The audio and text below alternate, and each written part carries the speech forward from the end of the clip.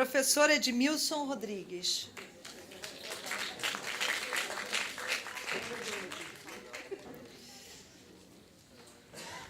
Doutora Rosa Maria Barbosa de Araújo, nascida no Rio de Janeiro, doutora em História pela Universidade Johns Hopkins, mestre pela Universidade de Paris X, Nanterre. Iniciou a carreira de historiadora no Centro de Pesquisa e Documentação da História Contemporânea do Brasil, da Fundação Getúlio Vargas. Na Prefeitura da cidade do Rio de Janeiro, foi diretora de projetos do Rio Arte e secretária executiva da Comissão Carioca de Promoção Cultural. Foi diretora executiva da Fundação Casa de Rui Barbosa, do Ministério da Cultura, de 1995 a 1999. Foi também diretora executiva da Universidade Cândido Mendes e é, atualmente, presidente da Fundação Museu da Imagem e do Som do Governo do Estado do Rio de Janeiro. É autora de uma série de livros sobre a história do Rio e é coautora dos musicais Sassaricando e O Rio Inventou a Marchinha, 2007, e É Com Esse Que Eu Vou, o Samba de Carnaval na Rua e no Salão, 2010. Obrigada. Boa tarde a todos.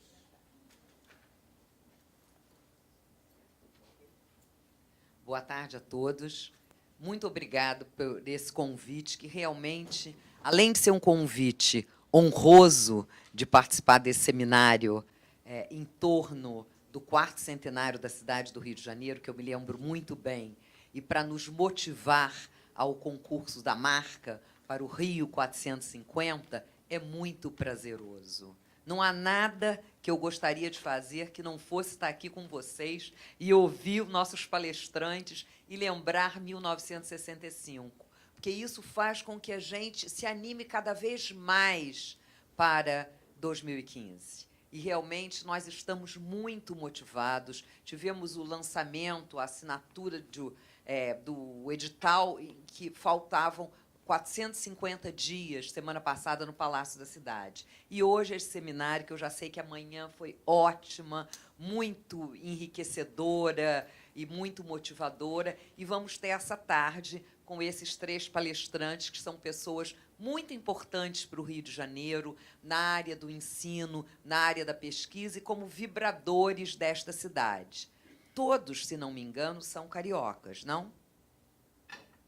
Edmilson, você não é carioca. Mas foi por um acaso. Ah, bom, ainda bem. Eu nasci, na verdade, no meio do Oceano Atlântico. Chiquérrimo. E se foi na água, tá tudo certo. Nos Açores, na Ilha Terceira, na cidade de Angra do Heroísmo, na base aérea americana de Lajes.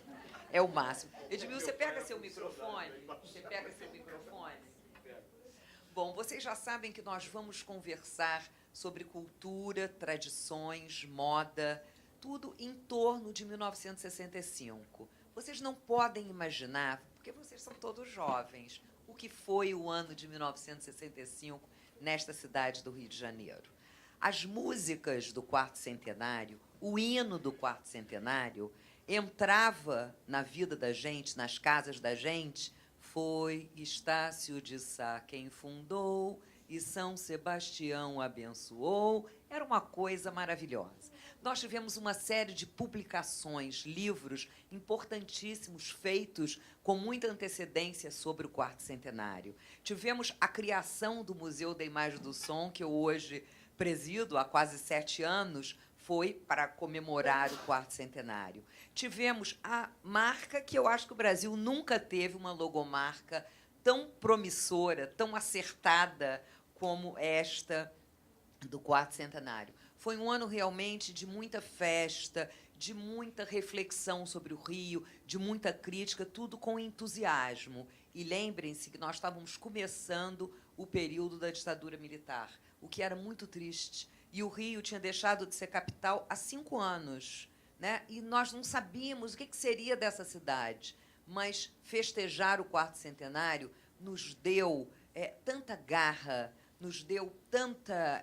eu era professora de História, estudava ainda no colégio, mas dava aulas de História para quem queria se preparar para vestibular. Como a gente fazia isso com vibração? Como a gente fazia isso com entusiasmo? Então, eu imagino como nós vamos estar mais bem preparados para 2015, depois que conversarmos hoje sobre o que foi, como era o Rio em 1965. O professor Edmilson Rodrigues é meu colega de Departamento de História da PUC, meu querido amigo há muitos anos, pelo entusiasmo dele pela história do Rio de Janeiro. Ele é graduado em História, sempre, pela Universidade Federal Fluminense e livre docente de História do Brasil pela Universidade do Estado do Rio de Janeiro. É professor da PUC do Rio de Janeiro e também da Universidade do Estado do Rio de Janeiro. Tem experiência, muita experiência em história, no ensino e na pesquisa, especialmente em História do Brasil, tendo atuado em História do Rio, em cultura urbana, em modernidade, cultura moderna e cidades. É conselheiro do Instituto do IRPH. O que é o IRPH? O Instituto Rio Patrimônio da Humanidade. O Rio Patrimônio da Humanidade.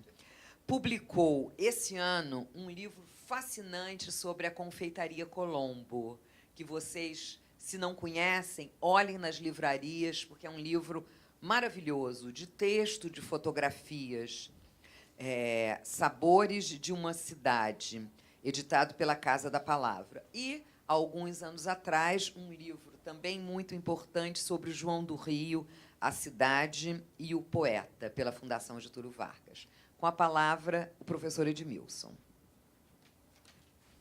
Boa tarde a todos e a todas. É um prazer estar aqui.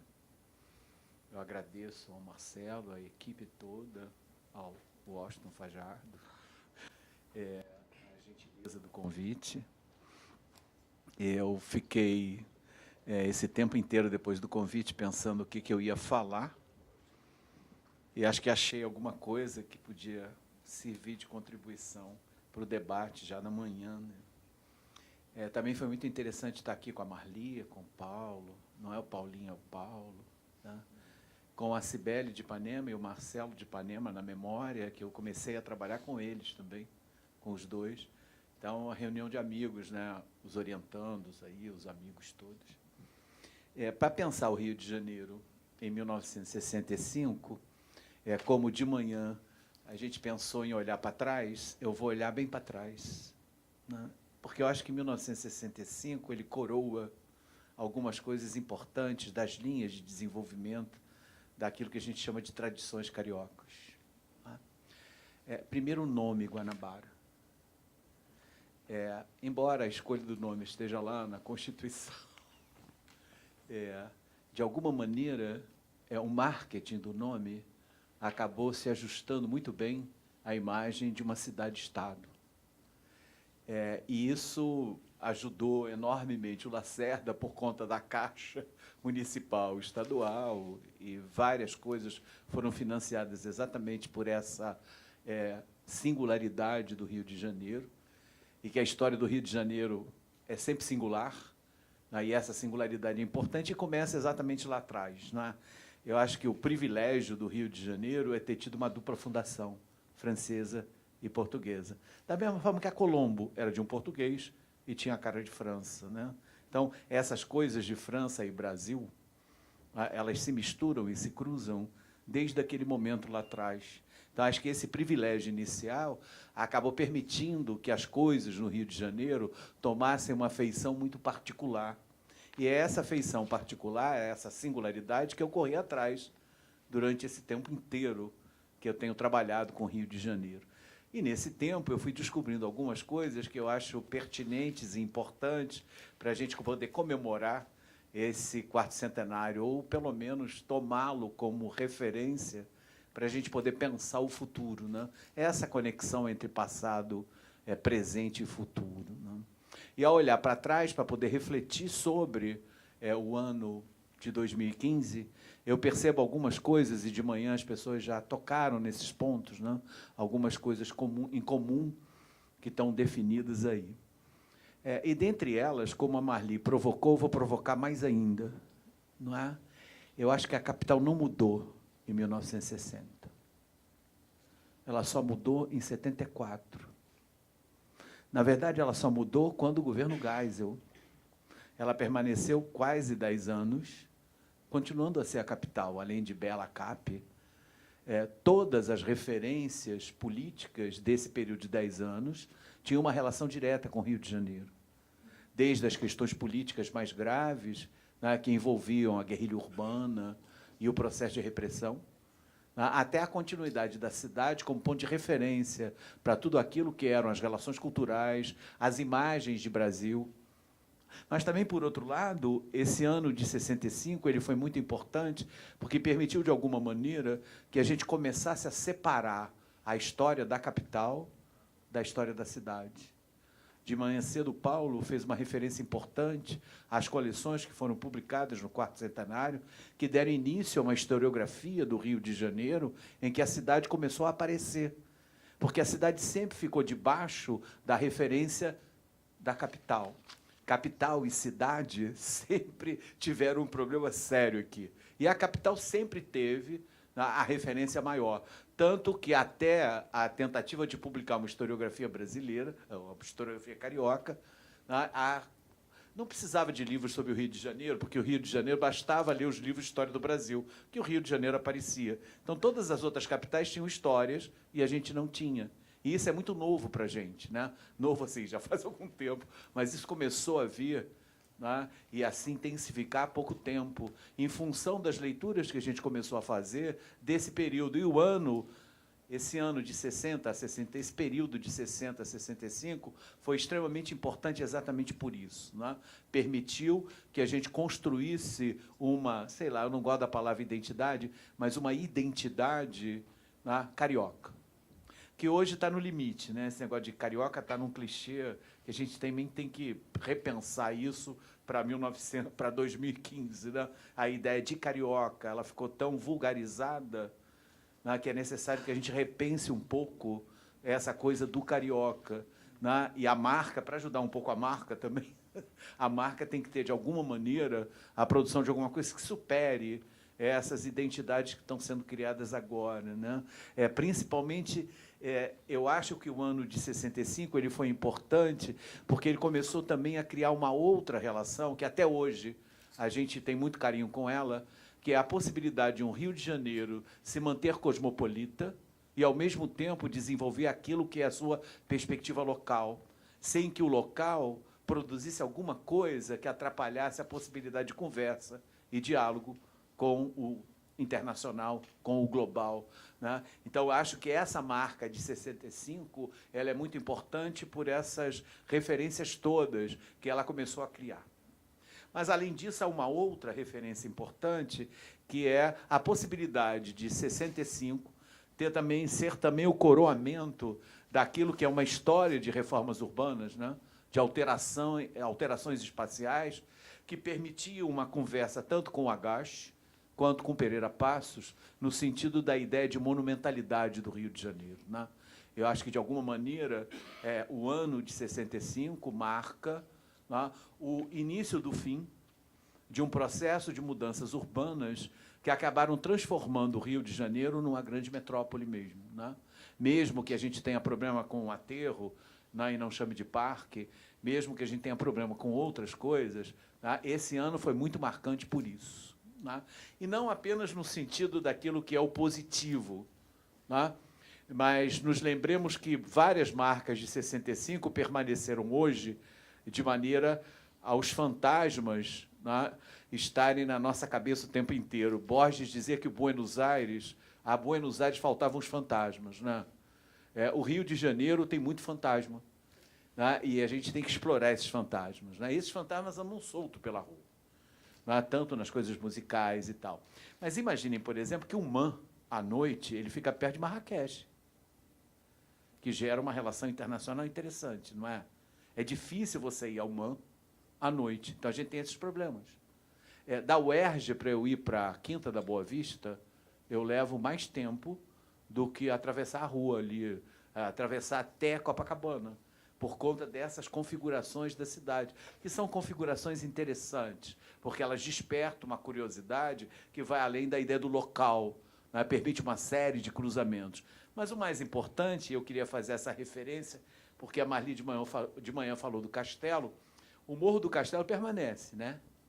E é um fantasma. A igrejinha está virada assim. A Antônio Carlos nunca conseguiram acabar com ela. Acabar a avenida. Né? Ela sempre tem aquele buracão, que ainda tem um pedaço da ladeira da Misericórdia, onde está o MIS, né? E o morro está ali.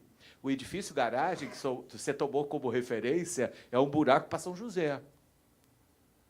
Mesmo a descida da Danilo Peçanha também é uma descida, não é? Então, o morro, o registro do morro, ele está ali de alguma maneira. E não foi à toa que o Machado de Assis escreveu um livro em que o morro aparece na imagem da mãe dos gêmeos, né? E o livro chama Esaú e Jacó, assim como a história do Rio de Janeiro, mas eles são Pedro e Paulo, né? Então, o Rio de Janeiro tem essas caras diferenciadas, marcadas na sua cultura heterogênea, por conta da referência internacional, das nossas tradições. E um dos aspectos importantes, que é o que agora estou trabalhando, que são os bares notáveis do Rio de Janeiro, né, que é o processo... Quer dizer, no fim da vida, você escolhe o objeto que você quer. Né? E eu me dediquei exatamente àquele que eu gosto mais, que é a rua. Inspirado pelo João do Rio, e vocês sabem que o Rio de Janeiro é a rua, né? Ninguém no Rio de Janeiro gosta de ficar em casa, a gente gosta de estar na rua, e durante muito tempo a gente não pôde estar na rua, né? Anos de violência, que a gente não pôde estar na rua, e agora a gente tem que aproveitar 1965 e ir para a rua, a comemoração do 65 e ir para a rua. Ir para a rua com Jovem Guarda, né, ir para a rua com Hoje é Dia de Rock, ir para a rua com uma série de coisas que em 65 eram importantes e que voltam a ser importantes hoje. Então, via João do Rio, eu estou convidando vocês para fazerem uma comemoração que seja na rua, porque a rua é a alma do Rio. Ninguém que está num bar, e eu tenho feito pesquisa em vários bares, quando pede a saideira, ela se multiplica até a pessoa querer ir para casa, na verdade, não? Então, não é uma saideira, são várias. Ou porque tem que inventar uma história para contar em casa, ou alguma outra coisa. Porque é esse espírito de uma relação que é diferente do pub londrino, é diferente do café francês, porque tem as duas coisas, né? Os nossos bares, eles são notáveis porque eles têm uma sociabilidade que é própria do Rio, da cidade. Os bares são a cara do Rio por isso mesmo, né? Por essa condição de representarem simbolicamente esses cruzamentos culturais que o Rio de Janeiro traz. Então, o Rio de Janeiro é uma encruzilhada, e uma encruzilhada boa, né, daquela que faz bem para a gente mistura tudo aqui, né, e principalmente nesse lugar que a gente está, né, que eu adoro, onde eu vivo boa parte da minha vida, né, seja no 28, estou fazendo propaganda do 28, 28 é o melhor cabrito do Rio de Janeiro, que é aqui na Barão de São Félix, né? Desde o Rio Parque, aqui do lado, que a gente foi almoçar hoje, vários lugares, a Pedra do Sal, etc. Todos esses lugares aqui são lugares que têm essa marca, né? E é muito bom passear por aqui.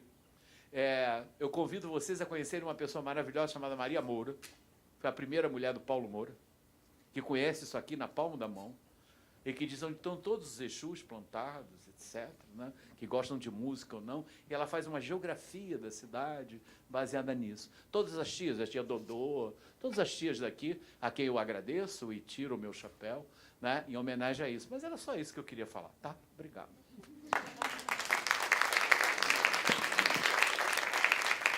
Muito obrigada.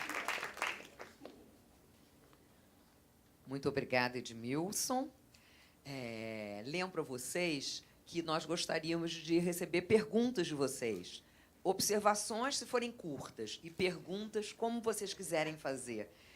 Edmilson trocou em aspectos muito instigantes, como o da cidade-estado, a influência de Portugal e da França no Rio de Janeiro. Claro que nós sempre aqui nessa cidade temos a imagem da influência africana, com os nossos escravos, já libertos no século XX, e a diferença entre ser cidade e ser capital. Isso me lembrou muito o historiador Richard Morse, que é um especialista em história urbana, que tem um dos seus livros em que se fala da cidade como pessoa, que ele publicou em espanhol. A cidade tem alma, tem vida como se fosse uma pessoa, tem individualidade, tem subjetividade. Edmilson nos lembrou também que nós precisamos pensar se o termo carioca, se ser carioca, está vulgarizado ou não. Ele acha que está, e que nós temos que explorar alguma outra forma e ver como colocar o carioca no seu lugar. Será que está mesmo? E o Rio de Janeiro ser cosmopolita e ser local. Claro, o fato da cidade ser capital traz tantas marcas, como você ter um número maior de advogados, de jornalistas, como você ter a representação dos outros países, como você ser a sede do poder político, o Rio dividindo um pouco, mas captando parte do poder econômico. Será que se engoliu a cidade? Como ficou a cidade? E como ela se revelou a partir de 1965? Os fantasmas do Rio. E as duas imagens, os dois aspectos tão cariocas, que, ao lado da praia, são muito típicos do nosso estado de espírito, que é a rua e os bares. Então, não deixem de fazer perguntas e vamos à nossa segunda palestrante de hoje. Palestrante é um nome feio, né? Que vai fazer a segunda comunicação de hoje, que é a professora Michelle Kaufmann Benalrouche. Michelle é formada em desenho industrial pela Faculdade da Cidade, é mestre em História e Museologia da Moda pelo Fashion Institute of Technology, de Nova York. E tão jovem, né? Tão bem formada. Atualmente coordena as áreas de acervo e conteúdo da Casa da Marquesa, onde está se desenvolvendo o projeto do Museu da Moda, em São Cristóvão, que é um bairro que reúne tanto da criatividade da moda do Rio de Janeiro. E esse Museu da Moda pertence à Secretaria de Estado de Cultura. Michelle, por favor, sua comunicação. Boa tarde. Estou aqui representando Luísa Marcier, diretora da Casa da Marquesa de Santos, projeto Museu da Moda, e com orgulho e honra também de ser a mais jovem da mesa. Espero entregar uma comunicação bacana que instigue ainda mais questionamentos e mais dúvidas. Eu vim trazer um pouco da perspectiva da moda, do que estava acontecendo no Rio e um pouco as influências cariocas que a gente via aparecer e que a gente observou. A gente, historicamente, porque eu ainda não era nascida, mas, enfim, eu trouxe algumas imagens aqui de periódicos e fotografias para tirar um pouco da ilustração e um pouco para a realidade. Então, eu começo com essa imagem que, na verdade, o Cruzeiro de 1960 e depois essa fotografia de 65, que mostra bem a revolução que se passou na década de 60, nos costumes, na roupa, na indumentária, na maneira de ser. A gente vê no Cruzeiro uma celebração de uma sociedade mais formal, os baby boomers, né, que foram à guerra, enfim, na Europa, mas um luxo, uma opulência, uma formalidade, uma caretice, digamos, que depois a gente vê os jovens se rebelando completamente. Então, a gente vê à esquerda essas mulheres que são donas de casa, que cuidam dos seus maridos, que, enfim, tem sociedade, uma estrutura da sociedade muito mais rígida, e aí a gente vê os filhos que estão nessa guerra de gerações, né, que querem o oposto, que querem ser livres, que querem expressar sua individualidade e, ao mesmo tempo, se rebelar contra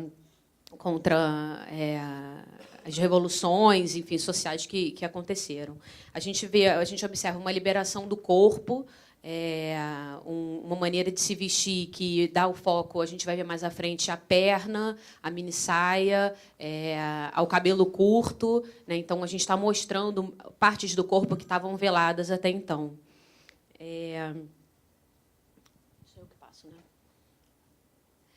Então, é isso. Os jovens, eles eram pessoas que estavam tratando de paz, de amor, de autonomia feminina, a pílula, o trabalho, a liberdade.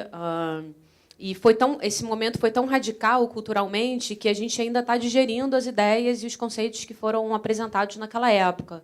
a gente ainda não conseguiu esse movimento que se iniciou na década de 60 ainda respinga, né, atualmente.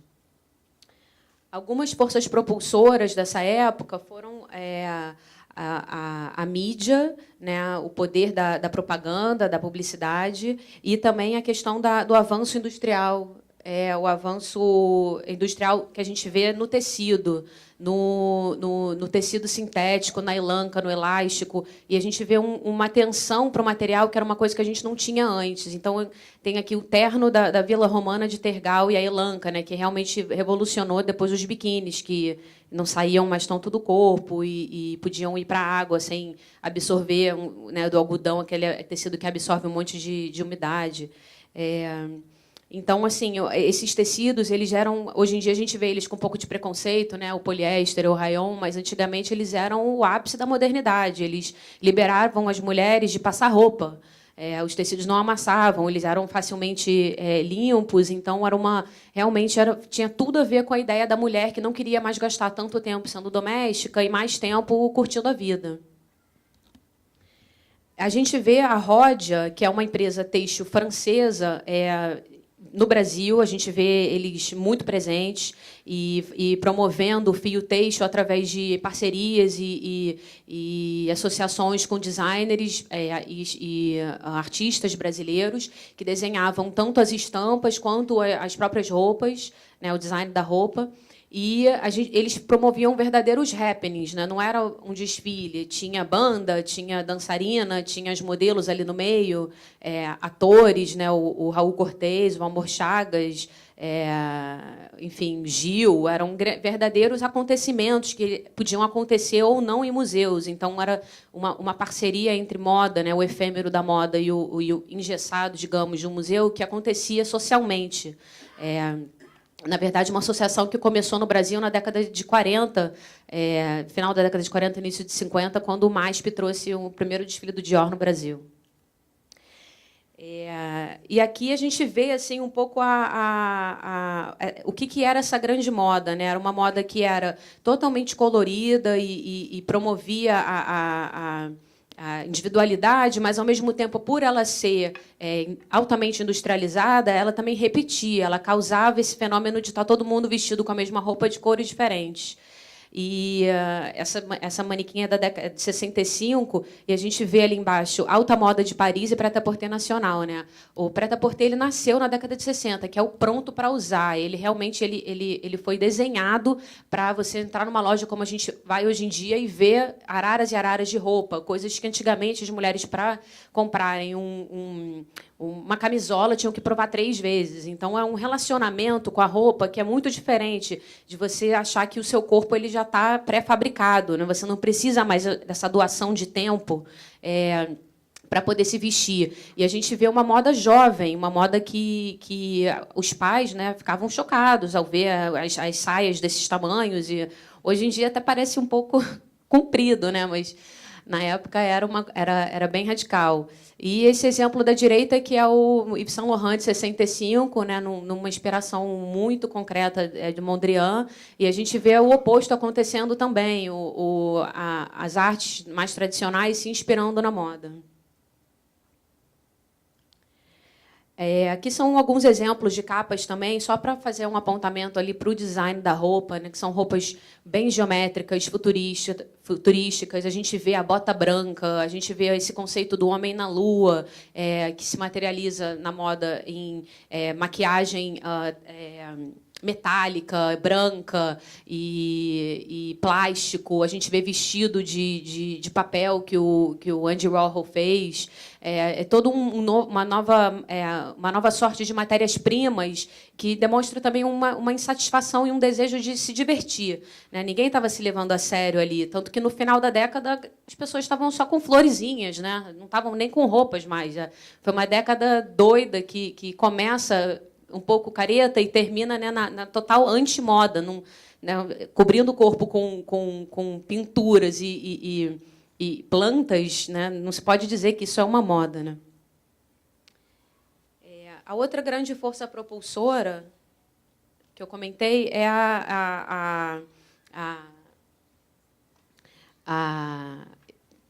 publicidade, né? Mas aqui eu estou mostrando uma imagem o que mesmo de fato fez o visual da década foi a mini saia, que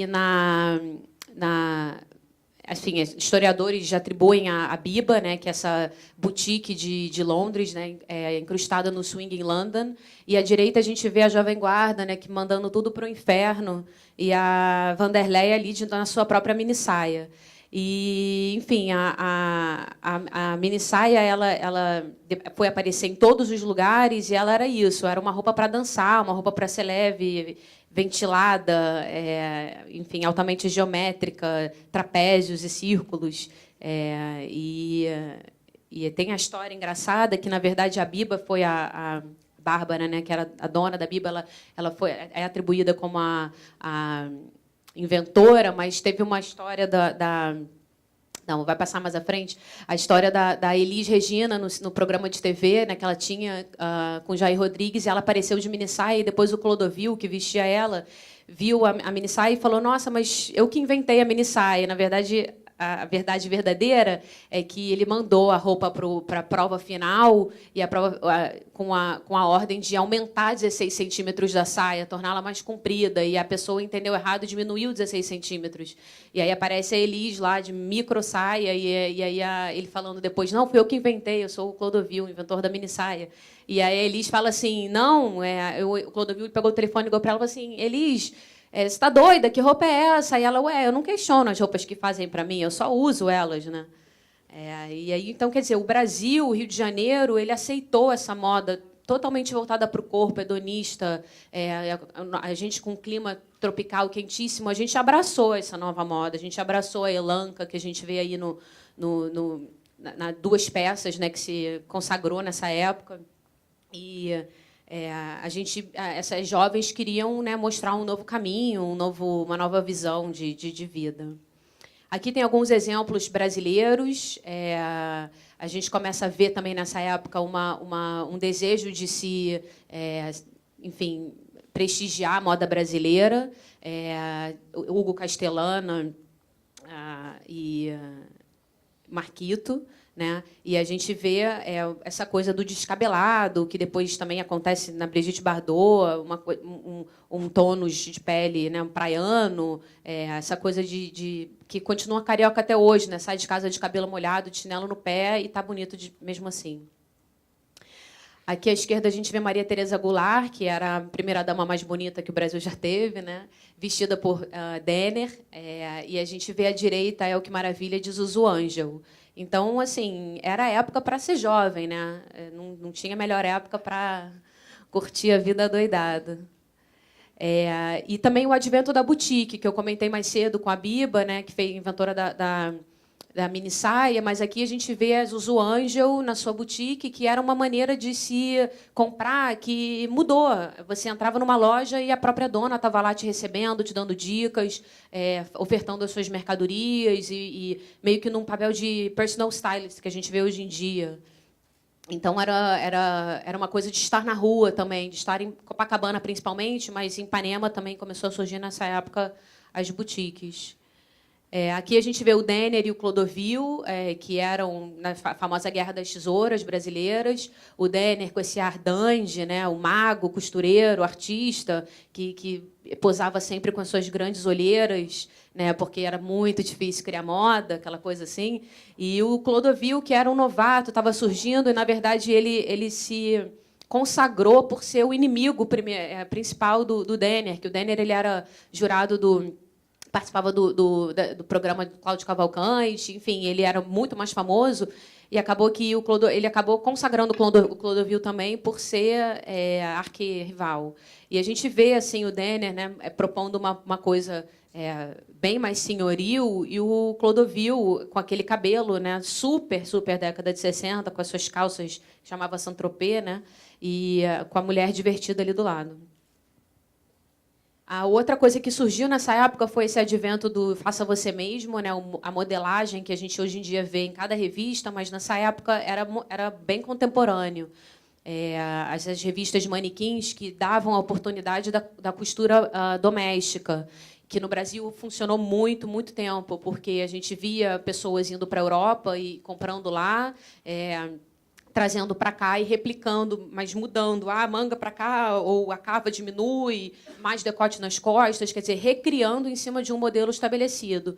E o grande star desse momento de modelagem foi o Gil Brandão, que, na verdade, ele era arquiteto, e ele ajudou muito a moda, contribuiu muito para a moda brasileira por simplificar as formas. Então, ele também se inspirava nas modas de fora, principalmente Londres nessa época, mas a brasileira sempre gostou muito da moda parisiense. Inclusive, a gente tinha lojas de pele, né, casaco de pele aqui, que as pessoas guardavam em lugares que eram refrigerados, né? Então, você alugava um freezer para guardar sua pele.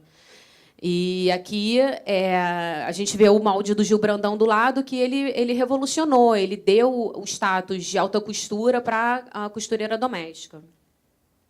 Aqui aquela imagem da Elis, né, consagrando a mini saia, e os programas de TV nessa época eles realmente também contribuíram muito para disseminar todo um novo estilo de viver e de se vestir.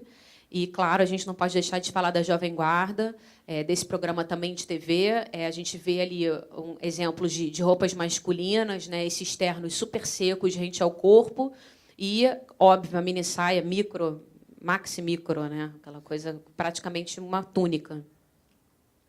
E eu queria terminar só mostrando essa imagem também de 1965, que foi da Vogue americana. Foi um editorial que aconteceu no Rio, na Casa da Marquesa, futuro Museu da Moda, como a Rosa disse. Então, para nós, foi um grande presente receber descobrir essa imagem. A modelo é a Verusca, que ela é viva até hoje, mas ela causou assim mega sensação na época. E a gente vê até referências carnavalescas, né? Acho que Mangueira, não sei. É isso a praia, mas eu vejo uma coisa bem carnavalesca ali. E uma atenção à casa, né? A casa que, para nós, vai abrigar o Museu da Moda. Nós não, para o Rio de Janeiro, para o Brasil. E a gente enxerga isso, a gente enxerga a roupa como esse objeto de design super representativo da sua época, que a gente faz conexões com a arte, com a música, com o cinema, com artes mais tradicionais. Mas essa coisa da moda de ser comum a todos, né, de tocar o corpo nu e, ao mesmo tempo, mostrar quem você é para os outros, é uma coisa que a gente enxerga como sendo importante também porque agrega as pessoas. Então, você vai numa exposição de moda e você se identifica com o estilo da sua avó ou da princesa, ou, enfim, é uma coisa que é comum a todos e bem agregador, que a gente vê também como contemporâneo, né? Então, a gente vê exposições de moda no mundo, nos Estados Unidos, na Europa, que com filas de 5 horas e vendas de catálogos de $50, 100 mil unidades. É realmente uma nova maneira de participar no museu, de reconhecer a cultura, e a gente está nessa luta, né, para ver a moda como bem patrimonial.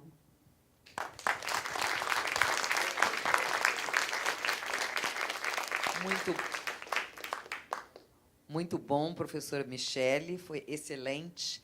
Vou lembrar rapidamente alguns pontos, se vocês não acham isso chato, acham? Lembrar assim, só para vocês fazerem as perguntas. Não foi à toa que a Michele mostrou imagens, porque a moda, sem uma imagem, sem o visual, não existe. Ela não vale nada. Então, era preciso, para ela poder lembrar a década de 60, nosso ano de 65, mostrar algumas coisas maravilhosas, como ela nos mostrou, que houve realmente uma revolução em termos de moda e de roupa nos anos 60. Talvez o mais importante foi a exploração do corpo, principalmente feminino. O duas peças, a mini saia, a micro saia, a perna, também no corpo masculino, porque os ternos eram apertadinhos. E essa liberação do corpo marcou a década de 60. O papel da mídia, da publicidade e o avanço da indústria são 3 fatores que Michele bem. Se a indústria não tivesse avançado nesta década, teria sido diferente a evolução da moda. A moda ser voltada para o jovem também é uma novidade, porque nas outras décadas do século XX, a moda não era especialmente voltada para o jovem, e sim para a faixa madura da sociedade.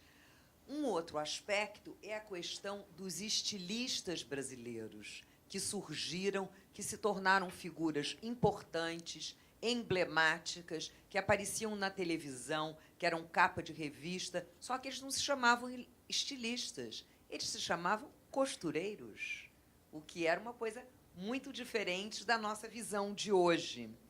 E o fato de que é possível costurar em casa, que você traz os modelos, as modelagens, e as pessoas, as mulheres principalmente, vão costurar para elas mesmas, e os costureiros vão costurar para quem possa comprar. E eu me lembrei, com a história da pele, da capa de pele, uma notícia do jornal de ontem ou de anteontem, talvez de ontem, que chegaram ao Rio 2 casacos de pele. Um no Rio e em São Paulo. O de São Paulo já foi vendido. O do Rio, só se um de vocês comprar. Custa a bagatela de 29 mil. 29 mil reais. Muito bom, Michele, foi excelente. Nós vamos passar agora a comunicação do professor Luiz Antônio Simas. Simas é mestre em História Social pela Universidade Federal do Rio de Janeiro e professor de História do Ensino Médio. Como todos aqui, ele tem o seu xodó, a sua preferência, como todos nós na nossa área de trabalho. Não é só a preferência pelo que a gente come, pelo que a gente vê no cinema, na arte, nas viagens. A gente também tem quedas, tem preferências no trabalho, no ensino e na pesquisa. E vocês vão ver quais são as preferências do professor Simas. Ele publicou, em parceria com o caricaturista Loredano, um livro que se chamou O Vidente Míope, sobre J. Carlos, o caricaturista. Depois, ele trabalhou em algumas exposições sobre futebol, todas as Copas, que foram realizadas no Brasil e nos Estados Unidos durante a Copa de 94. Mas, a partir de então, eu acho que ninguém mais tira o Luiz Antônio Simas do seu xodó principal, o que ele se dedica com mais entusiasmo e faz tantas pesquisas, que é o carnaval. Então, como um estudioso do carnaval, Simas é hoje membro do jurado do Estandarte de Ouro, é um dos jurados do Estandarte de Ouro, é consultor para carnaval do Museu da Imagem do Som, do novo MIS que nós vamos inaugurar na praia de Copacabana, daqui a um ano e pouco, e publicou recentemente 2 livros, ambos deliciosos, ótimos e muito importantes para a história do carnaval. Um sobre samba de enredo, história e arte, junto com Alberto Mussa, um outro colega nosso, escritor muito ligado a carnaval. Histórias da Portela, nessa coleção Cadernos de Carnaval, que, semana passada, se publicaram mais 3 livros. E, recentemente, Pedrinhas Miudinhas, uma coletânea de 41 textos sobre cultura popular, textos que ele publica no jornal. Nós vamos ouvir o professor Antônio Simas, mas eu tenho que, antes disso, dizer que, além dele somos todos aqui historiadores e professores de história, que nós temos em comum uma paixão. Eu não sou egocêntrica de jeito algum, e não quero falar das minhas preferências nem do meu trabalho, mas eu tenho que confessar, antes de vocês ouvirem a palestra, porque isso é muito importante e pode comprometer a nossa reunião de hoje. Ele é torcedor da Escola de Samba Império Serrano, como eu. Então, vamos ouvir Simas. Bom, obrigado, Rosa. Boa tarde a todos. Agradeço o convite na figura do Marcelo Caleiro. É um prazer estar aqui com vocês.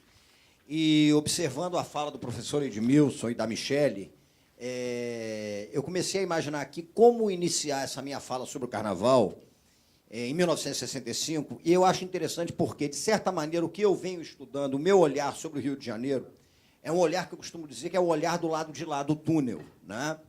Eu publiquei uma série de artigos no Globo, esse livro Pedrinhas Miudinhas, inclusive, é em cima dos artigos do Globo. E outro dia, eu até brincando, mandei um e-mail para alguns amigos meus que trabalham no Globo, porque aconteceram duas coisas que eu achei muito curiosas. A revista Programa do Globo, eu acho bom a gente enfrentar essas questões. A revista Programa do Globo, ela veio, eu contabilizei isso, pela 5ª vez, foi o 5º número, e eu sou chato, eu anoto, né? Foi o 5º número que veio dizendo assim, olha, um programa tal na Zona Norte do Rio de Janeiro, vale a pena atravessar o túnel para fazer esse programa. Só que no meu caso, se eu atravessar o túnel, eu vou para a Lagoa Rodrigo de Freitas, porque eu sou um carioca que mora na Zona Norte, né? E aí eu botei, olha só, 5ª vez.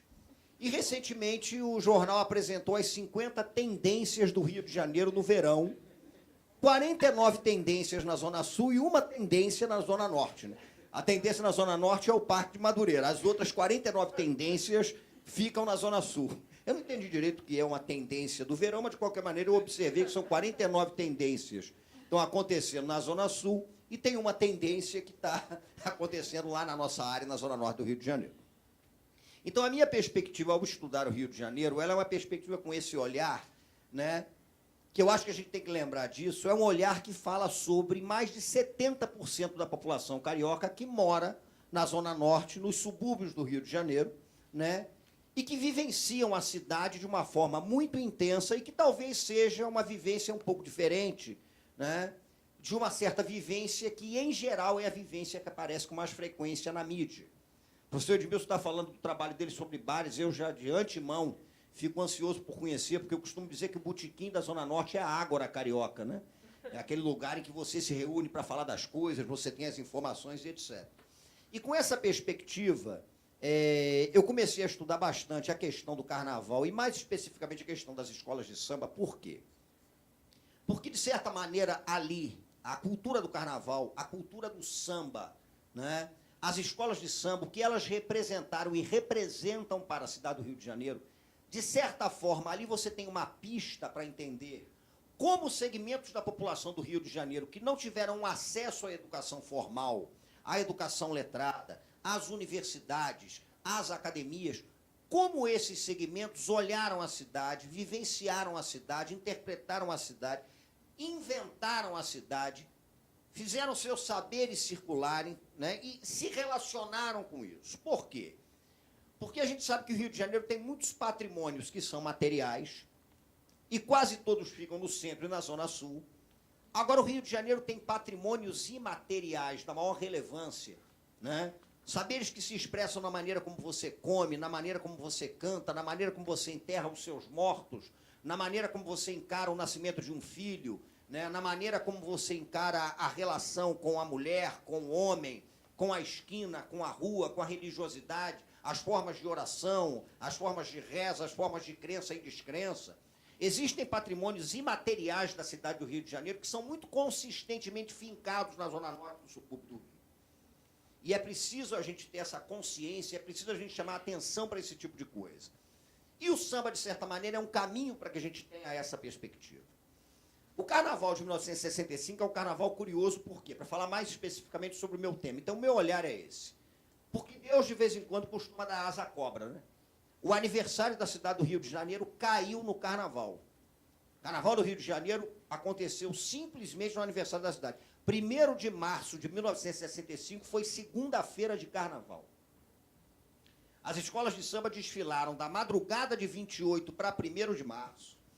E é interessante que, quando a gente começa a estudar como isso aconteceu e os debates que aconteceram na própria associação das escolas de samba, né, e no departamento de turismo da Guanabara, havia uma preocupação que era a seguinte, inclusive em relação às efemérides que seriam comemoradas. Bom, nós temos um problema, e a gente observa isso nos debates. O problema é o seguinte: o aniversário da cidade cai na segunda-feira de Carnaval. Então, se a gente resolve fazer uma comemoração no dia 1º de março, desvinculada do Carnaval, ela vai ser solenemente ignorada pela maior parte da população. Você imagina uma segunda-feira de Carnaval, né, o Bafo da Onça desfilando, o Cacique de Ramos desfilando, as escolas de samba desfilando, e você resolve fazer uma efeméride, por exemplo, no monumento a Estácio de Sá. Não ia ter condição. Ou uma missa. Você já imaginou uma missa, né, nos Capuchinhos, na segunda-feira de Carnaval, em louvor ao 1º de março? Então, dentro do departamento de turismo, começou a amadurecer a ideia de que era necessário vincular de alguma forma o quarto centenário ao Carnaval do Rio de Janeiro. E mais do que isso, também começou a ter um debate muito consistente para você saber como integrar a maior parte da população às cerimônias, às efemérides do quarto centenário. Porque, vamos falar aqui com toda sinceridade, a gente está aqui também para fazer algumas provocações. Se a gente começa a fazer uma série de exposições aqui, se a gente começa a fazer uma série de coisas muito interessantes na Zona Sul, se a gente começa a fazer missas muito interessantes, cantatas, show, né? A maior parte da população não vai ter, em relação aos 450 anos, a noção de pertencimento. Então, eu acho que quem trabalha com os 450 anos tem que enfrentar a questão do pertencimento. Como fazer dos 450 anos um evento de pertencimento da cidade como um todo, com todas as suas diferenças, complexidades, mas eu acho que a gente tem que enfrentar isso com certo rigor. E em 1965 chegou-se à conclusão de que seria interessante um carnaval temático. A Associação das Escolas de Samba e o Departamento de Turismo chegaram a um acordo que o carnaval temático seria uma forma, inclusive, de você criar um elo mais sistemático entre a população do Rio de Janeiro, sobretudo aquela população dos subúrbios, da Zona Norte de uma forma geral, da Zona Oeste de uma forma geral, ou das bleuras do Rio de Janeiro, Baixada Fluminense, Niterói, São Gonçalo, que integrasse essa população à efeméride que estava sendo comemorada. E o carnaval temático não era novidade, porque a gente já tinha tido carnavais temáticos durante a Segunda Guerra Mundial. Em 1943, 44, 45, nós tivemos os carnavais de guerra, em que as escolas de samba participaram do esforço de guerra com enredos voltados para a questão da participação do Brasil na Segunda Guerra Mundial e que demandariam, inclusive, um estudo muito interessante por parte da história, e acho que ainda tem muita coisa a ser estudada aí. Os carnavais de guerra são muito interessantes. São uma pista de como um certo segmento da população encarou, né, a presença do Brasil na Segunda Guerra Mundial. Enfim. E aí chegou-se à conclusão de que seria interessante um carnaval temático. O Lacerda chega a falar, e é uma expressão muito curiosa, de pedagogia das massas. Né? E é interessante que o primeiro que usou essa expressão foi o Coelho Neto, em 1924. Quando o Coelho Neto fala sobre os ranchos, as escolas de samba ainda não desfilavam, né? O primeiro desfile é de 1932, mas o Coelho Neto dizia que o rancho era uma maneira de você criar uma certa pedagogia, né, voltada para uma parte da população que não tinha acesso à educação formal. Então, o que aconteceu? Você entrega às escolas de samba a oportunidade de fazer enredos temáticos sobre o Rio de Janeiro. E era livre. Né? Não era como recentemente, quando você estabeleceu por sorteio que cada escola ia contar em relação ao bicentenário da chegada da cor de Dom João. Aliás, tem até uma história ótima aí, né? Quem conta isso é um amigo nosso, Hugo Suckman. O Suckman foi jurado no bicentenário de Dom João e todos os enredos tinham que falar sobre, de alguma maneira, a presença de Dom João. E uma escola de samba fez um enredo sobre Paracambi, porque a prefeitura de Paracambi deu um dinheiro. E só havia um problema, não havia nenhuma relação entre Paracambi e Dom João. Aí o Suckman, que julgou o enredo, conta que ele recebeu, né, a sinopse, e aí no final da sinopse dizia assim: e assim contaremos a história de Paracambi, onde Dom João VI quase esteve. Então estava justificado o enredo. Mas em relação ao quarto centenário, então determinou-se que os enredos seriam temáticos para os 3 grupos. Esse é um detalhe interessante. Porque desfilavam, olhem, imaginem vocês o que aconteceu. Desfilavam no mesmo dia o primeiro grupo, o segundo grupo e o terceiro grupo. O primeiro grupo desfilava ali na Candelária, o segundo grupo na Avenida Rio Branco e o terceiro grupo na Praça 11. Hoje seria uma coisa inconcebível você imaginar colocarem os 3 grupos de escolas de samba desfilando com uma proximidade muito grande entre eles. Né? Então, o que aconteceu? Cada uma das escolas deveria escolher uma temática específica sobre a história da cidade do Rio de Janeiro. Né? E eu trouxe aqui até a lista, mais interessante até falar dos outros grupos, para vocês terem uma ideia do que aconteceu nesse carnaval. A gente consegue recuperar bem a questão dos desfiles do primeiro grupo, né, que desfilou ali na Candelária, descendo para Presidente Vargas. A Imperatriz veio com uma homenagem ao Brasil, que era muito interessante, dizendo o seguinte: o Brasil estava em festa porque o Rio de Janeiro é um presente ao Brasil. Então, a Imperatriz Leopoldinense veio com uma homenagem ao Brasil por ter o Rio de Janeiro como uma cidade de referência. A Império da Tijuca veio com uma apoteose ao Rio, né?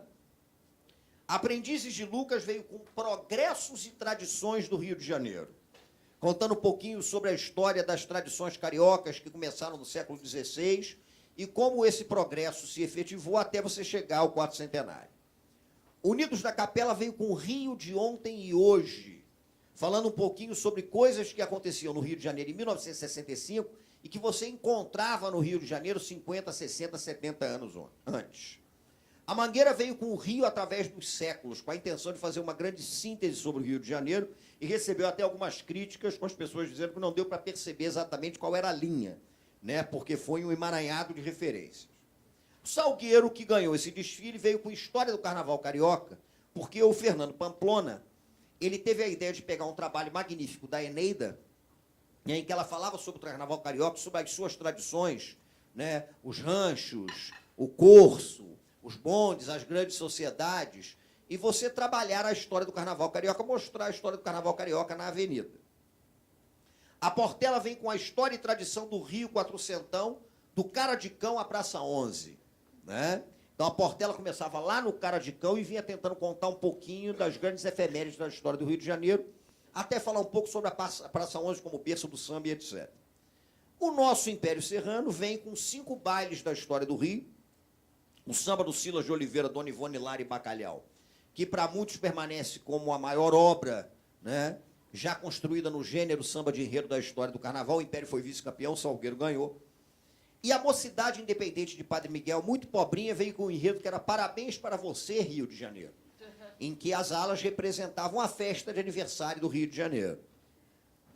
Os outros grupos, muito interessantes, na Rio Branco, a Santa Cruz veio com um enredo chamado Um Fato em Cada Século, selecionando um fato de cada século do Rio de Janeiro e tentando mostrar na avenida. A Vila Isabel veio com Epopeia do Teatro Municipal, que, aliás, foi o mesmo enredo da São Carlos no grupo 3. Vila e São Carlos contaram a história do Teatro Municipal como um patrimônio do Rio de Janeiro.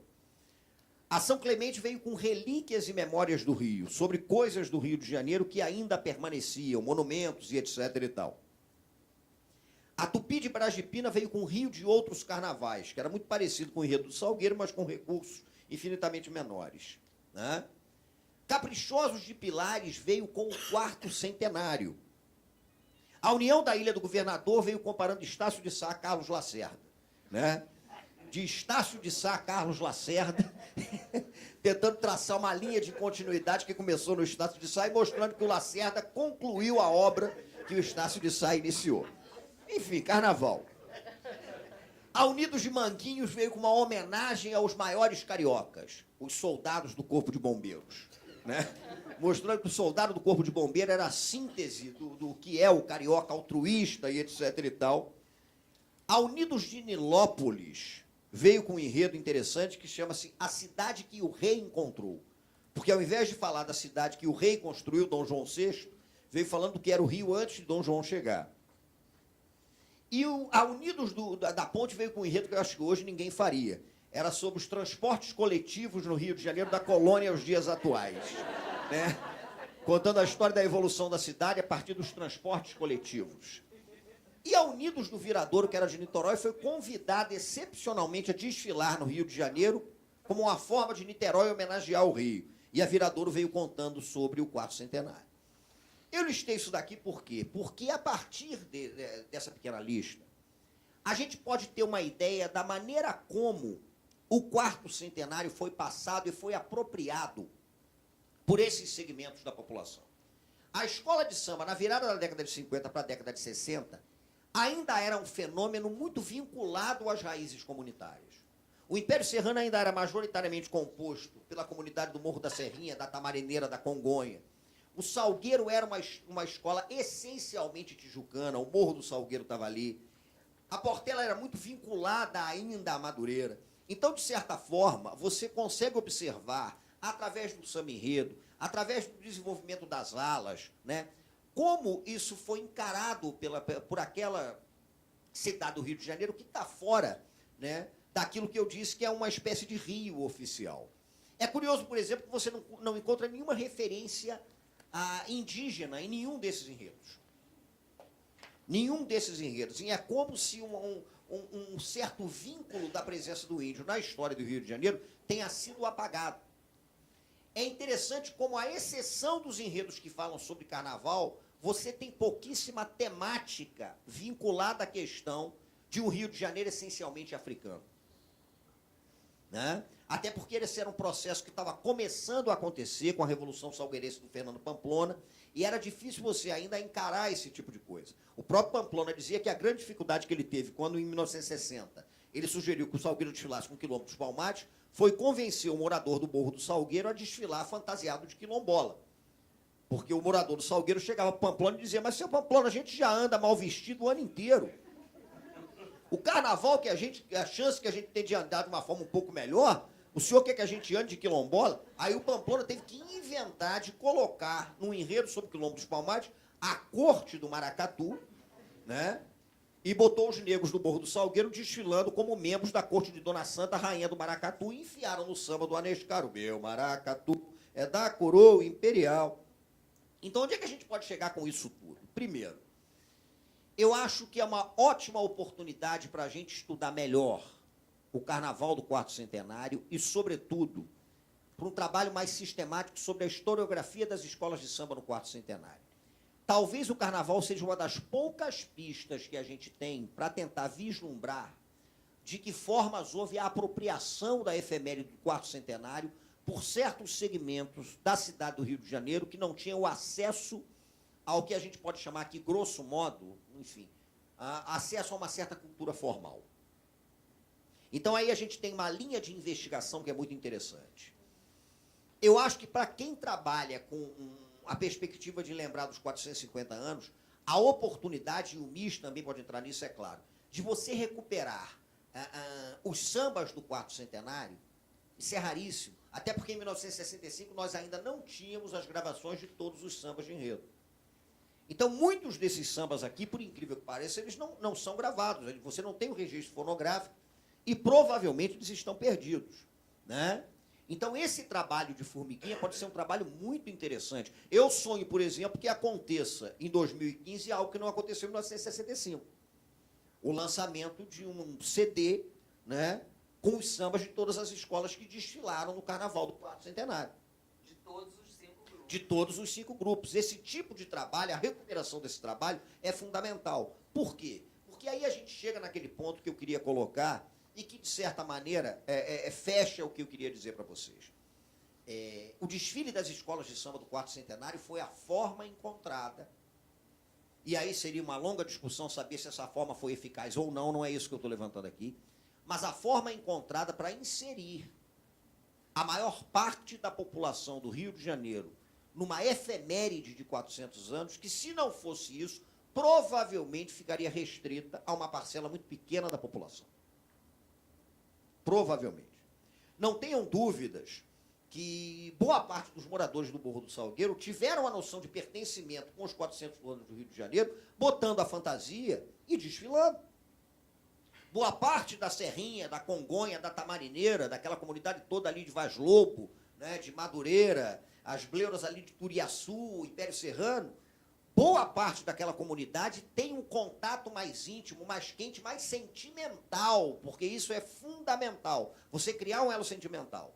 Senão a gente vai restringir os 450 anos a um debate que vai envolver a universidade, que vai envolver os formadores de opinião, mas ele não vai ser pertencimento da população da cidade. E aí, a meu ver, perde o sentido. Então, a gente tentar criar essa noção de pertencimento é interessante. E o Carnaval dos 400 anos, de certa maneira, dava essa pista. Até hoje, a Rosa sabe disso melhor do que eu, mas eu, de certa maneira, também sei, é impressionante como a comunidade do Império Serrano, ela se emociona com os 5 bailes da história do Rio. Quando você começa a contar aquilo, carnaval, doce ilusão, dê-me um pouco de magia, de perfume, fantasia e também de sedução. Quero sentir nas asas do infinito a minha imaginação. Eu e o meu amigo Orfeu, sedentos de orgia e desvario, cantaremos em sonho os 5 bailes da história do Rio. quando a cidade completava 20 anos de existência, primeiro baile, o nosso povo dançou. Em seguida era promovida a capital, a corte festejou. Iluminado estava o salão na noite da coroação. Ali, com esplendor e alegria, a burguesia fez a sua aclamação, vibrando com emoção. O luxo, a riqueza imperou com imponência. A nobreza fez presença, comemorando a independência. Ao erguer a minha taça, com euforia... Aí me permita só uma pequena citação do gênio. Silas de Oliveira, porque quando a nota sobe, o texto do samba diz que a taça foi erguida. Ao erguer a minha taça com euforia, dancei aquela linda valsa, já no amanhecer do dia, a suntuosidade me acenava e alegremente sorria, algo acontecia. Era o fim da monarquia. O enredo terminava com o baile da ilha fiscal. E eu também termino dizendo uma coisa que eu acho que é muito relevante. De certa forma, o baile da ilha fiscal foi um baile, né? A gente sabe disso, para segmentos da elite carioca. Mas o povo do Rio de Janeiro dançou no baile da ilha fiscal. Só que não dançou em 1889. O povo do Rio de Janeiro valsou no desfile do Império Serrano na madrugada de 1º de março de 1965. E a partir daquele momento, o baile da Ilha Fiscal, que provavelmente era a coisa mais distante do mundo, passa a ser pertencimento à comunidade da Congonha, da Serrinha e da Tamarineira. Então, criar esse pertencimento em relação à cidade do Rio, eu acho que é um grande desafio para que a gente pense numa forma eficaz de comemorar os 450 anos da cidade que vem por aí. Muito obrigado.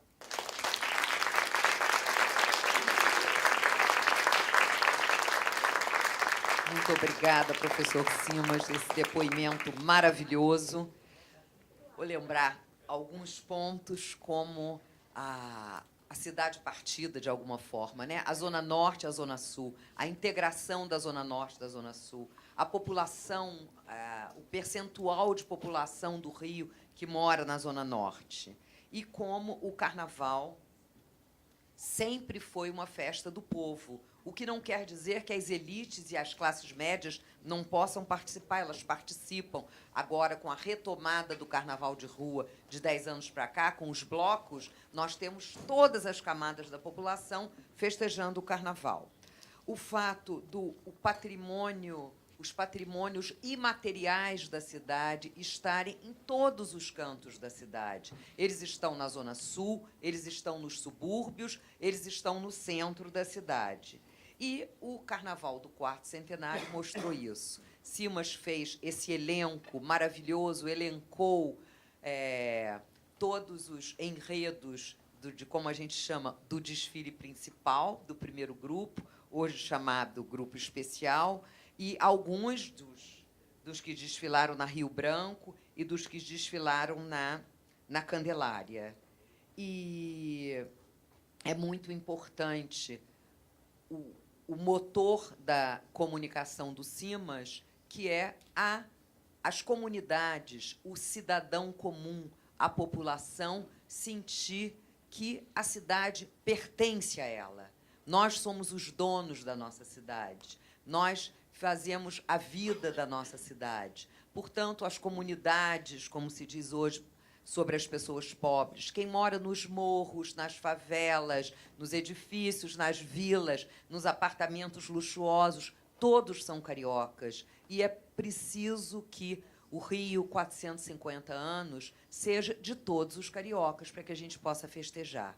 Eu, antes de abrir ao debate, recebi aqui as perguntas e agradeço muito, queria, se vocês me permitirem, dar um rápido depoimento sobre o Carnaval de 1965.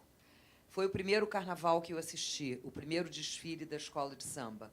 Eu tinha 17 anos, fui convidada pelo meu irmão mais velho.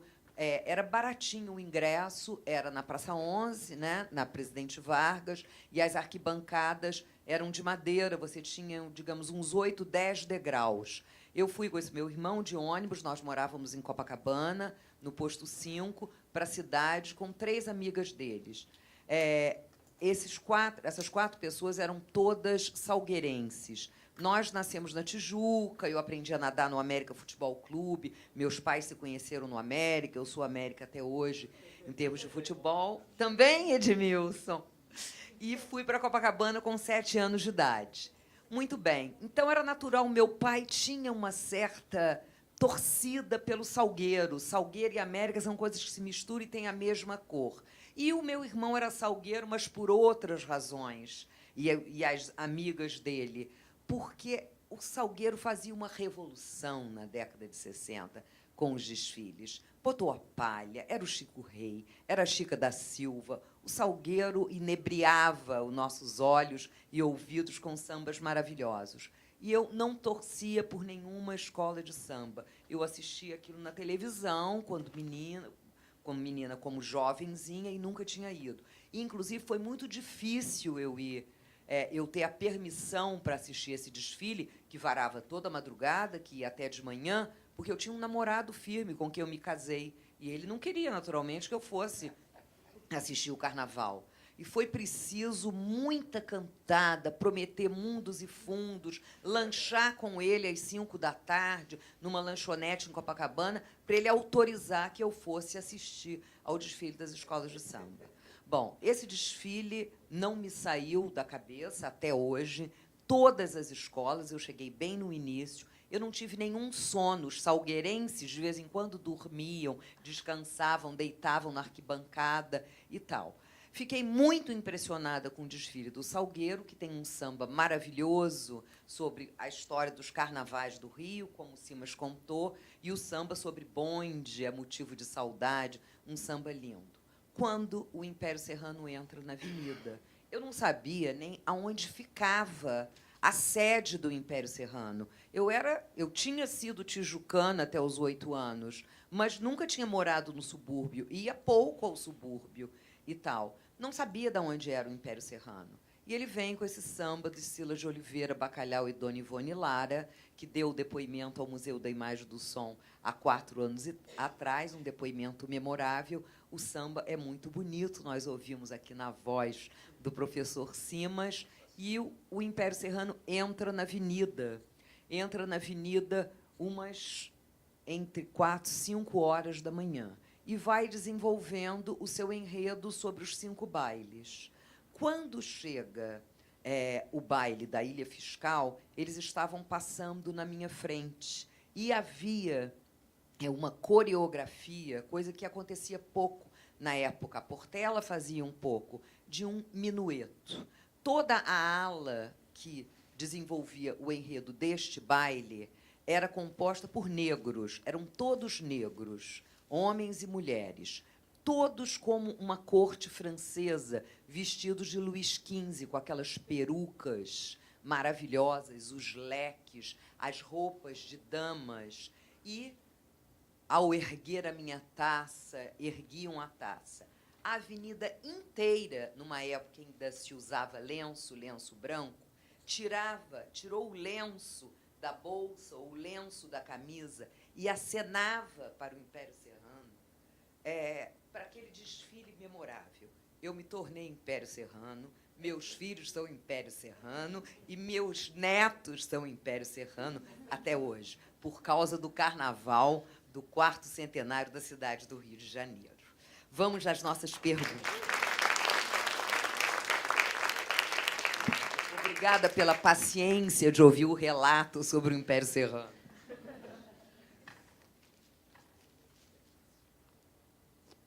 Bom, nós temos uma pergunta do Vicente, que é nosso colega, doutor em História. Ele não diz a quem ele encaminha a pergunta, mas vamos ver. A capitalidade, o cosmopolitismo da cidade do Rio se mantém na atualidade pela divulgação e representatividade, pela televisão e, sobretudo, pelas novelas. Qual é a percepção que esse veículo ficcional tem para a cidade? Eu acho que talvez Michele pudesse falar em termos de moda, qual é a percepção do veículo, Edmilson sobre os costumes e a própria cidade, e você, talvez, se tiver alguma coisa sobre carnaval. Vicente ainda observa que a novela da Globo, especialmente, mapeia o Rio para o Brasil e para o mundo. Você quer falar alguma coisa sobre isso, sobre a moda? A gente sabe que os figurinos eles inspiram muito, mas é engraçado porque os figurinos eles são inspirados na vida real. Então é uma inspiração que vai e que volta, né? Mas a gente vê, principalmente assim, novela das 8, o que me veio à memória agora é a Correntinha da Suelen, mas, enfim, várias outras, Dancing Days e outras muito memoráveis que aparecem depois, marcam aquela época, né? Mas eu acho que ele fala mais sobre as novelas contemporâneas, porque as de época, e a gente vê também as que vão para a Índia, enfim, Ásia, de maneira geral, também influenciam muito, né? Mas eu acho que também tem a outra questão que é da Zona Sul carioca, que exporta o Rio para o Brasil todo. Principalmente, eu acho que o que vem à cabeça é o Leblon, do Manuel Carlos, que todo mundo acha que fica tocando aquela bossa nova enquanto a gente anda, né? Mas, enfim, eu acho que não tem como negar. Ele come na inspiração e, ao mesmo tempo, também devolve isso. Acho que, não sei, espero. Não sei se é por aí a resposta. Olha, nós vamos ter que acelerar um pouquinho nossas perguntas e respostas, mas vamos tentar atender a todos. Edmilson, alguma coisa sobre a questão da televisão? Eu acho complicado isso, né? De um lado, eu acho que a exposição da cidade se apresenta, evidentemente, através desse veículo. E há uma coincidência interessante, né? Em 1965, a televisão Globo é inaugurada, em pleno ano de 1965. Então, eu acho que ela veicula, evidentemente, o Rio de Janeiro, mas veicula de uma forma ficcional, o que, evidentemente, você tem que levar em conta, que não é a cidade real, e, de alguma maneira, atrapalha um pouco a possibilidade de a gente criar a ideia do pertencimento, porque joga muito para fora, externaliza muito as atitudes do carioca e as atitudes do Rio de Janeiro. A ideia do Simas, do pertencimento, e a gente tem usado, né, o sítio simbólico de pertencimento como uma forma, né, para Marechal Hermes, uma forma de tentar integrar a cidade através dessas pontas. A gente não quer que seja unidade, a gente não está pensando numa unidade do Rio de Janeiro. A diversidade é importante, mas que ela seja costurada pelas bordinhas e isso possa permitir uma ideia de cidade, né, que garanta uma capitalidade que não seja da novela da Globo, que não seja da Avenida Brasil, né, mas que seja de tipos reais, né? Afinal de contas, o carnaval apresenta essa realidade muito mais forte do que a televisão. Quer dizer, para mim, o carnaval expõe muito mais a ideia do Rio de Janeiro enquanto representação mítica do Brasil, que é ruim também, enquanto particularidade do Rio, quer dizer, as várias possibilidades interpretativas que a cidade sugere, e acho que essa é a carga importante do Rio. O Rio tem várias caras, e essas caras podem ser interpretadas por chaves diferentes, então essa possibilidade é real, e a possibilidade do encontro, do cruzamento também, mas não pela Rede Globo. Sim, você quer dar uma palavra seu. sobre isso? Não. Edmilson, nós temos que voltar a você por uma pergunta formidável. Por Então que você você não gosta do termo identidade? Vai ser longo explicar isso. Não, tem que ser rápido. Que o nosso Não, isso eu horário estou está dizendo, correndo. por isso eu até prefiro, vou dar uma palhinha, depois dar Microfone, um por e-mail favor. para responder. Tá ótimo. Porque esse é complicado. Isso tem a ver com uma crítica, uma forma de racionalidade, né, que explica as coisas a partir de uma referência iluminista, sabe, de criar modelo. Então, é uma coisa muito complicada, né, porque aí a identidade apaga a diferença. Né? Então, eu prefiro comparar as coisas pela diferença e não pela semelhança. Então, isso é uma discussão... Joaquim, lá na ele vai nossa responder a área, você por meio e-mail. maluca. Então, dá o e-mail que a gente... Né, Pode discute deixar, isso está com aqui mais separado. tranquilidade. Aqui não dá para discutir isso. A Larissa diz o seguinte: a vulgarização da identidade carioca parece estar ligada ao clichê do carioca Zona Sul. Como provocar um sentimento de pertencimento e unidade nos cariocas da Zona Sul e da Zona Norte? Como é que a gente pode fazer isso? Como enfrentar esse desafio em apenas 2 anos para gerar essa programação comemorativa dos 450 anos? Dá uma sugestão, Simas. Eu sou Trouxe o um problema. levantador de problemas. Eu acho o seguinte. Leva todo mundo. Eu acho que a cidade do Rio de Janeiro, de certa maneira, eu concordo inteiramente com o que o professor Edmilson falou. A cidade do Rio de Janeiro ela tem uma peculiaridade. Somos cariocas, então. Americano, né, rapaz? Imagina. Mas eu... Tem dois aqui, um percentual enorme. Enorme. Se bobear, Mais a algum maioria... americano? Olha Mas só só. um detalhe, eu acho que a gente tem que se debruçar um pouco sobre alguns cariocas que fizeram o papel de vivenciar a cidade transitando entre essas diferenças.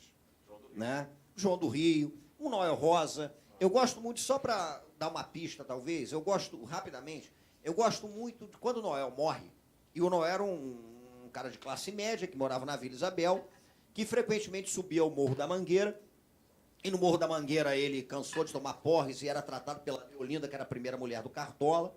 O Noel foi o sujeito que subiu o morro, né? E o Cartola foi um sujeito que desceu o morro. E é evidente que o Cartola influencia o Noel influencia o Cartola. Quando o Noel morre, Zé Ramos da Mangueira faz um samba, chamado Capital do Samba, sobre o Morro da Mangueira, mas ele diz uma coisa belíssima no samba, porque ele faz uma citação ao Noel e as pessoas, às vezes, não percebem que é uma citação ao Noel. Quando ele diz o seguinte, rapidamente, chegou a capital do samba, dando boa noite com alegria, viemos apresentar o que a Mangueira tem, mocidade, samba e harmonia, nossas baianas com seus colares e guias, até parece que toda a Bahia... Aí ele fala assim, da cidade alta da Mangueira, avisto a vila... Sinto saudade de alguém. Noel Rosa. Eu avisto a vila, sinto saudade de alguém. Hoje, se você observa, olha da cidade da Alta Mangueira, você vai ver o prédio da UERJ. Então, eu acho muito significativo que a gente tenha essa impressão, né? De que lá da vila você tem saudade do Noel Rosa, mas lá da Mangueira, desculpa, você tem saudade do Noel. Da Mangueira hoje você tem a UERJ. Então, é evidente que a Mangueira pode interagir com a UERJ, que, por sua vez, pode interagir com a Mangueira, é claro. Né? Então, eu sempre costumo dizer o seguinte, eu costumo comparar a cidade do Rio de Janeiro a uma canjira de encantaria, a uma roda de encantado, macumba, né?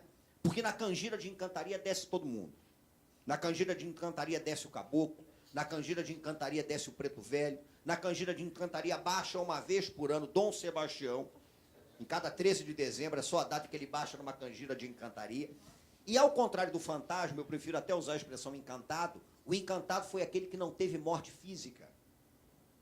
Porque quando ele viveu a circunstância de ter a morte física, ele se encantou em alguma coisa. E não morreu e ele está por aí. Então a cidade do Rio de Janeiro é uma canjira. Né? É uma canjira onde o preto velho está ali, o índio está ali, o nobre está ali. Né? E é claro que a gente tem que enfrentar isso como um problema. Né? Saber como costurar estas cidades. Né? E, ao mesmo tempo, a gente tem que enfrentar isso como uma perspectiva de solução. Então, acho que esse enfrentamento pode ser o caminho. Sim, mas se você me permite, eu acho que talvez, através da cultura, a gente tenha uma porta de entrada. Quer dizer, quantos de nós não vai à quadra da escola de samba? Todos nós vamos ao Maracanã, que fica na Zona Norte. Todos os suburbanos e residentes da Zona Norte vêm à praia, que fica na Zona Sul. Então, eu fui domingo retrasado ao Parque de Madureira, assistir um espetáculo. Se você tiver grandes eventos nos subúrbios e na Zona Norte, você vai, se eles forem muito atraentes. E a mesma coisa com a Zona Sul. É uma das formas, mas temos muitas que pensar. Por não. Fala no microfone. Eu acho que o centro é o lugar. Lembre-se que o Rio de Janeiro não chama o centro de centro. Eu vou à cidade. E isso é um negócio particularmente interessante. Então, acho que o centro é o lugar. E o Porto Maravilha, né, é muito mais do que o Porto Maravilha. A gente está percebendo. Né? Você olha para o projeto do Porto Maravilha, você pode discutir milhões de coisas do Porto Maravilha. Mas é uma chave para a cidade inteira. Ele está afetando a cidade inteira. O Estácio, né, o próprio centro inteiro. Então, acho que o centro é o lugar. Não é à toa que a Pedra do Sal, o Largo da Prainha, na Harmonia. A Praça da Harmonia tinha gente que não conhecia, cara. e ficaram assim espantados quando escravos da Mauá foi para lá, e as pessoas foram atrás dos escravos. Aí, de repente, olharam para aquilo e ficaram surpresas, porque aquilo domingo é uma cidade do interior. E tem um bloco maravilhoso, que é o Prata Preta, né, que a gente desfila dele, porque é um negócio interessante, que recupera isso. Edmilson, Então, acho que o muito, centro muito é o bom lugar- lembrar que o centro da Eu sou a cidade é o favor do lugar centro. que Da culturalmente, cidade, na verdade. já que não pode ser mais comercialmente, porque as lojas e os shoppings se espalham pela cidade inteira, mas culturalmente, gastronomicamente, pode ser um ponto de referência. Há uma pergunta sobre moda. A gente almoçou Diga. hoje no Rio Parque, no Tobias aqui. Pagamos R$26 e sobrou comida. Você vai para a Zona Sul, paga... Tava boa? R$85. Tava boa? Excelente. O Rio Parque é uma maravilha. Eu ontem soube, chocado, que o bife à parmegiana do Lamas está custando 80. É R$100. Esse é o exagero do Lamas. Mas é isso. Michele, eu vou passar para você uma pergunta sobre moda, tá bom? Para podermos andar rápido, pelo menos para eu citar todo mundo. Eu acho que todas as perguntas foram citadas. A do Vicente, a Larissa e essas da moda. Muito obrigada a vocês que foram... Você tem uma perguntinha? Vamos lá, bem rápido, mas pode me passar. Não vou deixar você sem resposta. Tem que olhar ali para o Marcelo e conseguir a permissão. Obrigadíssima. Então, o Efim pergunta o seguinte: como recuperar a espontaneidade e a alegria que o carnaval popular tinha nos idos de 60? Hoje, encontro...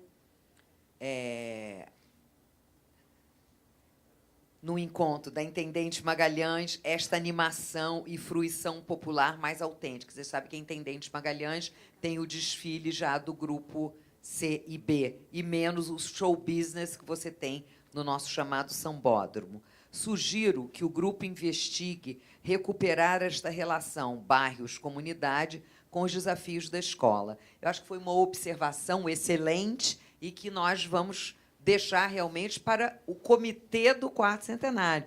Do quarto centenário, não, o comitê do Rio 450.